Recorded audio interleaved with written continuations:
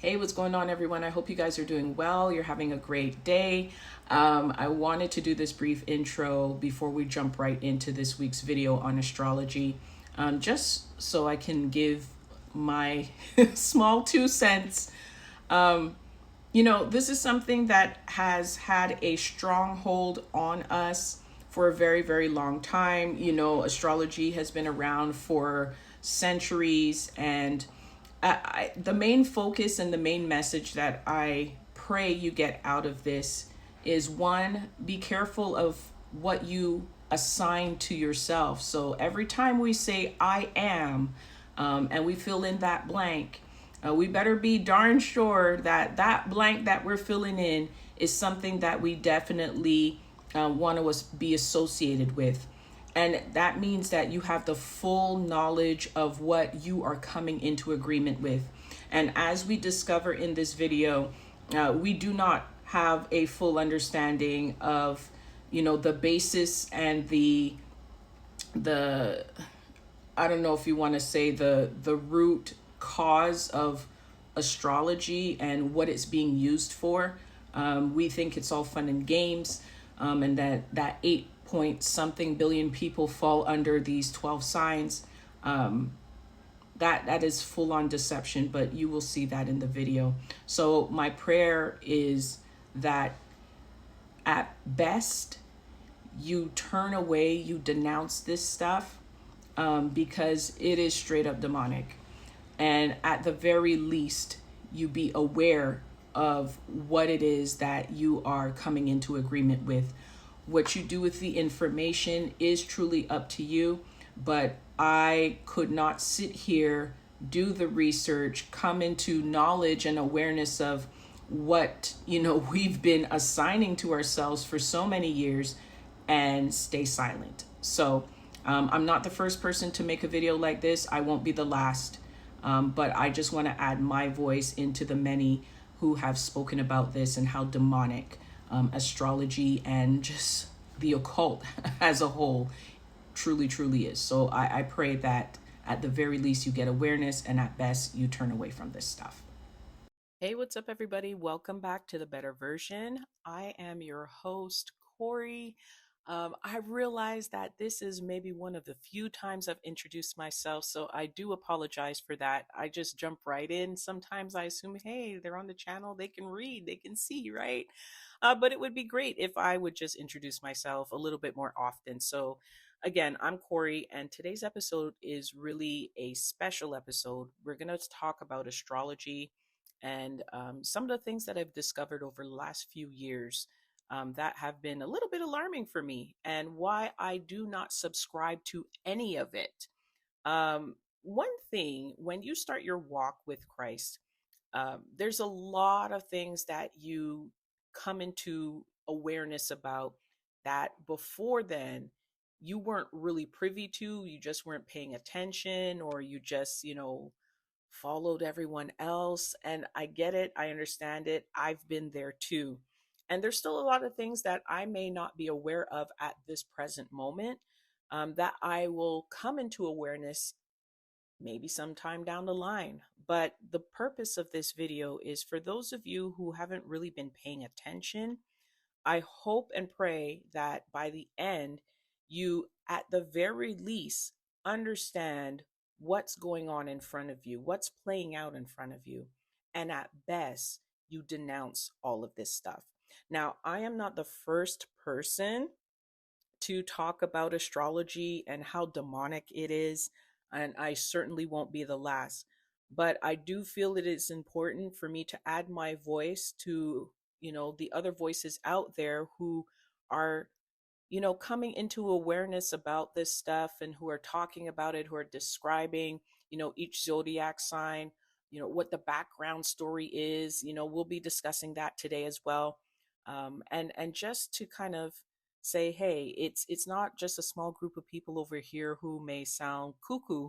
No, this is a serious matter.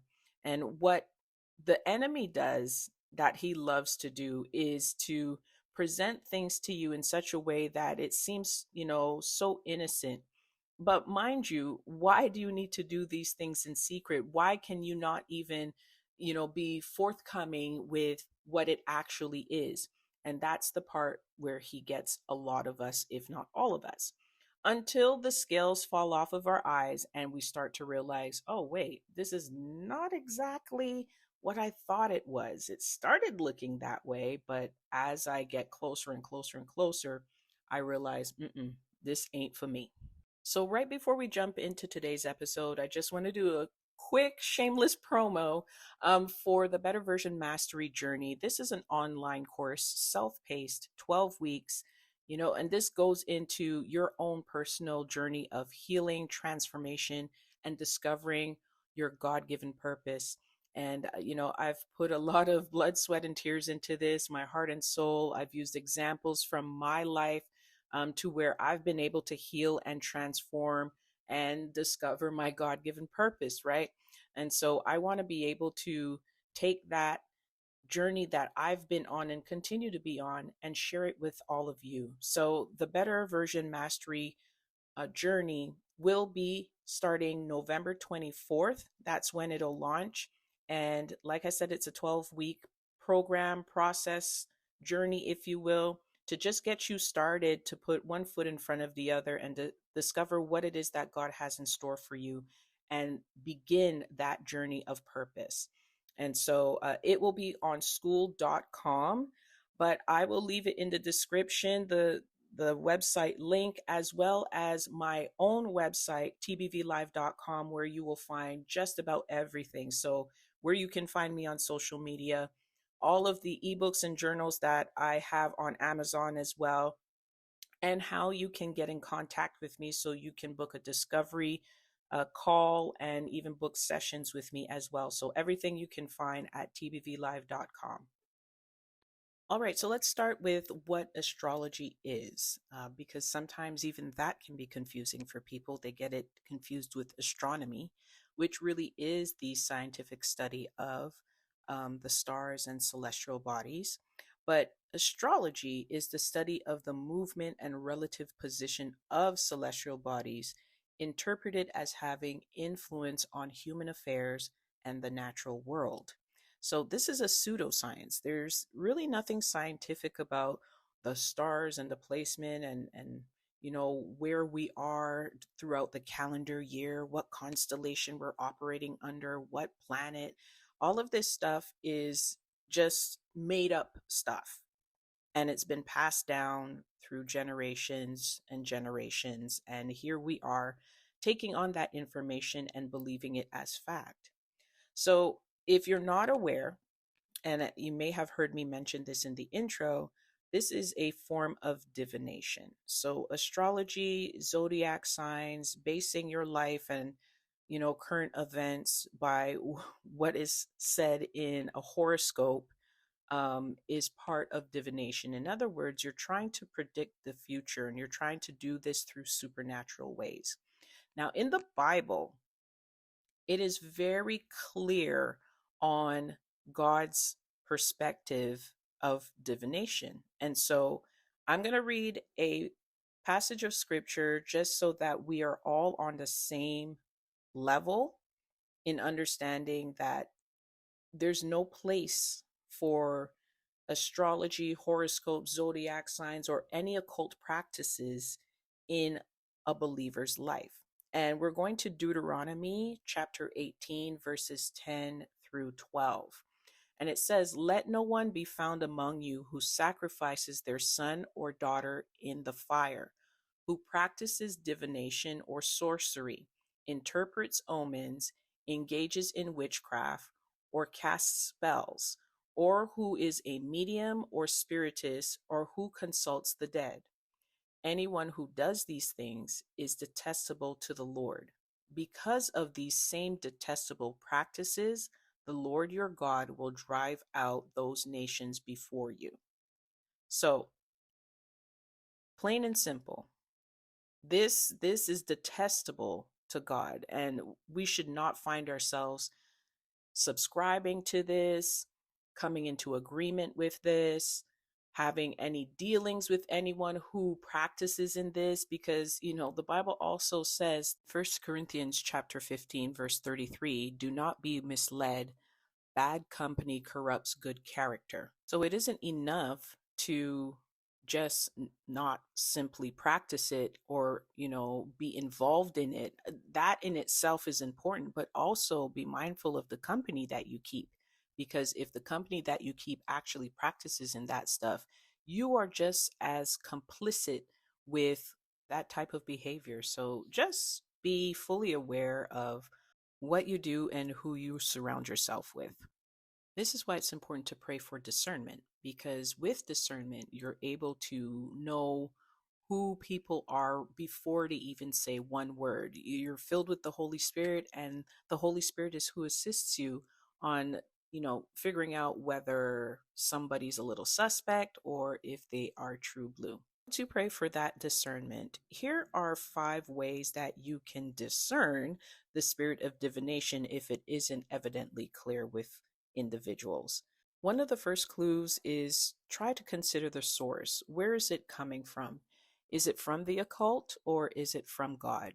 I've had a personal experience with someone who practices the occult. I'm not a friend of theirs. They're not an acquaintance of mine. We don't have any real relationship. But I always find that people who practice the occult try to kind of coerce you into a conversation so that they can get details about you, but then act as though they know something about you. So they'll always make their statements in the form of a question. Like, for instance, I have a neighbor who does tarot cards and tarot readings. And one time he approached me and asked me, "Oh, a few years ago, I sensed there was some kind of like tension within you, like some anger, like you wanted to get revenge. Do you remember that?" That kind of way. When they approach in that kind of way or they speak in that kind of manner, it's because they want you to volunteer that information to say, "Yeah, you're right." And a lot of times, what happens is that we may not have gone through an experience, we may not have had something happen to us, but the way in which they approach the conversation has you thinking, "Oh, well, maybe did I?" And that's how the enemy works. He always makes you second guess what you already know. And so, because I saw that, and I've had experience with the occult, I've had experiences with, dealing with people who do tarot card readings. I used to even watch that at one point. I understand the way that they maneuver and the way that they approach a situation. The actual individual doesn't have any knowledge whatsoever. So they form their sentences to make you believe that they may be picking up on something, but they're still asking you the question because they don't know. And when we're not paying attention to how the language is being delivered, sometimes we end up volunteering that information and even sometimes more than they need to say, "Oh, yes, I see this. Yeah, yeah, you're right. This is what's going on." But mind you, they don't know jack crap. If I could be frank. So just be very mindful of where the source is coming from. The second part is the intent. Is it for profit and attention, or is it for growth and encouragement? For people who want to do readings, obviously they're not doing it for free and they're not doing it from the kindness of their heart, no matter what they tell you. There is an end goal. It's either to siphon information from you to use for other purposes, or it really is to generate a profit. And you can see all the types of YouTubers that are out there who do all these readings and stuff like that. They do have a business, they do link you to a website where you can be charged for readings, right? So, like I said, I've researched this in the past. I was even interested in this and curious about it in the past, and I see how they maneuver. They'll give you some general reading, but they're like, "If you want something specific for you, and come to my website." And when you get to the website, they're charging whatever it is that they charge. So, really just be focused on the intent. Then the content, number 3, is it drawing you closer or away from God? And I cannot highlight this any more than I am right now. You would want to circle this, underline it, put magic stars around it, if you will. Um, and I say magic stars, but that was not the intention for where I'm going. It's just to say, really pay attention to the content, because if it's not drawing you closer to God, then it isn't from God, plain and simple. There's no, in between. Number four, the life and ministry of that person. You know, are they someone who really is about the people and wanting to bring others closer to Christ, or have them develop a relationship with Christ? Do they exude Christ like characteristics? Do they have the fruit of the Spirit? Or are they a hustler? Do you see red flags within them or with what they do? This is something to pay attention to. And then furthermore, the last one, number five, is your inner spiritual reaction. That is really the tall tale sign of whether or not something is nefarious or something is trying to lead you closer to God. Um, we call it our gut, our intuition. For us, it's the Holy Spirit. No matter what that is, something within you is, registering that, there's something a little off about this situation, or there's something a little off about this individual. Whenever you feel that, please trust it. And then the opposite is true as well. If there's a sense of peace that comes along with it, then you know that this is just a confirmation of what God has already told you. There, let me just sidebar for a second and let you know that when someone tells you something, if it matches with what God has told you, they're just confirming what God has told you. There's no man or woman out here that can tell you something outside of what God has told you, as though they've received the message from God, but not you. You will always receive the message first, and then someone else can confirm it. That's one thing. But when someone's trying to, pull information from you or have you volunteer information, and then wrap it up with like God wrapping paper, that is deception. So just be very, very mindful and careful of who you volunteer information to. All right, without further ado, the moment you've been waiting for, let's get into these zodiac signs, starting with Aries. We're going to talk about its origins, as I'm going to speak on every single zodiac sign's origins. But I want you to pay attention to the information, because I think that is very helpful in understanding what it is that you are subscribing to when you say something about this zodiac sign, because I don't want to say that out loud. I don't want to put that out there. I do not subscribe to any of these. So Aries, the zodiac sign's origins come from the golden ram of Greek mythology. And this is a ram that rescued the children from Phrixus, and I believe the other child's name is Heli. Uh, Side note, I may butcher a lot of this, and with all due respect, it doesn't really matter. What matters is that you understand the context of the origin stories. So, again, this golden ram that rescued these two children, um, whose story is central to the constellations. So, the name Aries is Latin for the word ram. And in ancient times, it was considered the start of the zodiac sign, and the ram symbolizes new beginnings. So the story goes like this, is that these two children were children of a king named Athamas and his first wife, Nephili. And this ram was to save them from their jealous stepmother, Hermes, who sent the golden ram with wings to carry them away. The journey during this flight, Heli, I'm gonna say, fell from the ram and drowned in the sea. And later, this sea was named in her honor. Then Phrixus safely reached whatever location this is. The name is in front of me. I just can't pronounce it, but Nonetheless, where he sacrificed this lamb to Zeus in gratitude. Now, the ram's golden fleece was then given to the king, to King Atis. Again, I'm not very good with these names.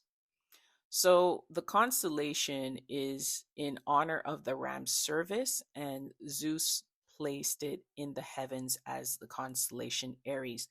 Now, let's just take a moment to briefly pause here. And if you're familiar with Greek mythology, you realize that a lot of ancient Greece's beliefs are about these gods, small g, and each god is associated with something, and they have a whole story behind them. But at the end of the day, I'll say this is that there's one true God, and then these supposed gods that they're referring to are demons. So, all of that to say is whenever you're thinking about each zodiac sign, I want you to think about how, number one, Zeus always comes up. Number two, there's always some backstory about some type of, you know, either mission or fight or battle, you name it. But there's always some type of craziness behind the origin stories for each zodiac sign. And with that leads me to Taurus. So Taurus has a Mesopotamia and Greek background. And for the Greek mythology story, Zeus transforms into a white bull to abduct the princess Europa to win her affection. So basically, he turns into this white bull to win her affection, but ends up abducting her. I don't know, y'all. Does that sound normal to you? Because it don't sound normal to me. And for all of you who subscribe to this zodiac sign Taurus, you're basically coming into agreement with characteristics of being possessive, because like I said, I've dabbled in this a little bit. I've studied a little bit of it, and quote unquote Taurians are known to be a little possessive. Now, you can take that in what context you wish, but either way, it's nothing positive. Because if you are a possessive person, it means you're dealing with some narcissistic traits. But if you're coming into agreement with this backstory, because that's essentially what you're doing, not only are you coming into agreement with possession, but you're also coming into agreement with having that type of character trait. If we even want to look in the Bible, we can talk about the Israelites after they left Egypt and their frustrations with God, with Moses, and how they had melted all their gold and built this golden calf for which they turned around and worshiped as well. So you can find that in Exodus 32 as well as 1 Kings 12. The Gemini zodiac sign originates from the constellation Gemini, which represents the Greek mythical twins Castor and Pollux. Now, the story behind Castor and Pollux has to do with their mother, Leda. So, Castor and Pollux are two twin boys who have two different fathers. Yes, you heard me correctly. Twin boys who have two different fathers. And I know you're saying to yourself, Corey, how is that even possible? Well, the story goes that Leda had relations with Zeus and relations with King Tyndareus, and she got pregnant the same night by both of them. And so one of them is a quote unquote immortal, which is Castor, because Zeus is his father. And of course, Pollux is a quote unquote mortal. Now, if that alone doesn't kind of make you go, uh, just hold on to your seat, because there's another zodiac sign that gives you an even stranger backstory. But nonetheless, they are twin brothers, and the story goes as to how they became constellations is that when Castor was killed, a grief stricken Pollux pleaded with Zeus to share immortality with his brother.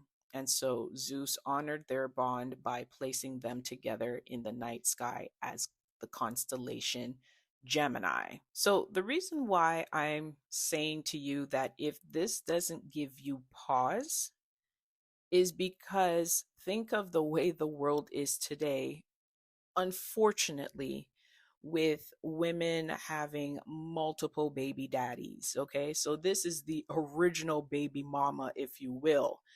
Um, and not that it's anything funny to laugh about, but I'm just drawing relations to like real life so that we can all get like a mental picture of how we're being deceived in the way that we carry our lives, first of all, and some of the lies that we believe.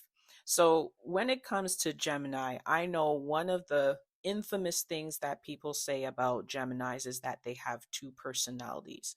Well, go figure, because the backstory kind of supports that. But in all honesty, do people have multiple personalities? Or is this just manifestations of different types of spirits within them, right? And so again, if we're assigning ourselves or subscribing to this particular zodiac sign, then we are also coming into agreement with the type of backstory. We're supporting that. Moving on to the zodiac sign of Cancer, the most common origin story comes from Greek mythology. And this is where the goddess Hera, an enemy of Hercules, sends a giant crab to attack him while he is fighting the Hydra. Now, Hercules crushes the crab, and he replaces it in the sky as as the constellation Cancer, often described as a dim sign because of its failed mission. Now, the sign Leo has its origins from the mythical Nemean lion from Greek mythology. Now, this happens to be a monstrous beast. Hercules was tasked with killing the lion, which had a hide impenetrable to mortal weapons. So, in order to defeat this lion, um, what Hercules did was, and I need to be careful how I say this because sometimes you can get flagged on here, cut its breath, cut its air till it could not breathe anymore, because it had a hide that was impenetrable to mortal weapons. So basically, its fur, its skin was impenetrable. And so he had to find another way to destroy it. So after destroying it, Hercules took the own lion's claw to skin it. As I said in the beginning here, that a lot of these background stories are rooted in some type of violent association or violent actions, or even dark, perverted actions. And I'm saying to myself, and I know I'm sounding like a broken record, but at the end of the day, it's like once you come into awareness of this, it's like, do you still want to subscribe to this, knowing that's the backstory and that's what you're associating yourself with? For me, I don't want it. Let's move on to Virgo, which the zodiac sign originates from various myths, but most notably the Greek association with the harvest goddess Demeter and her daughter Persephone, and the virgin goddess of justice, um, Astrea or Astrea. Again, forgive me. The Latin word Virgo means virgin, and the constellation is often depicted as a maiden holding a sheaf of wheat, symbolizing connection to agriculture and the harvest. Now, other related myths include the story of Aragon, who became the constellation, and Shala, a Mesopotamian grain goddess. But you know what? I want to bring it back to Greek mythology because I know that's something most of us are familiar with. And so basically, the myth explains the seasons through Persephone's time in the underworld with Hades, and her return to her mother each spring brings fertility to the earth. Now, I was looking at this and I said to myself, I used to be fascinated with Greek mythology in elementary school. I used to try and grab every single book I could to read about this. And I remembered this story, but I'm like, I remember this a little bit differently. And so I went over to, kind of Google search Persephone. And Persephone is the Greek goddess of the underworld and queen of the dead.